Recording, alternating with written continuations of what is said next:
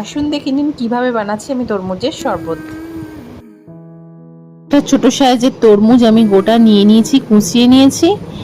এরপর একটা মিক্সি ব্লেন্ডারে আস্তে আস্তে তরমুজের কুচি, লেমন গ্রাস, তার সাথে পুদিনার পাতা দিয়ে দিলাম, তার সাথে দিয়ে দিলাম নর্মাল যে ওয়াটার সেই জল দিয়ে দিলাম, আর সাথে নিয়ে নিলাম আমি সামান্য পরিমাণ খাবার নুন, আর এটা হলো বিট নুন বা রক সল্ট।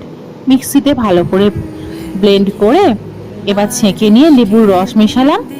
এরপর একটা স্প্রাইট নিয়ে মিশিয়ে দিলাম, আবার একটুখানি বিট নুন নিয়ে নিলাম। আমি কোনোভাবে এখানে চিনি ব্যবহার করিনি, আপনারা চাইলে চিনি ব্যবহার করতে পারেন।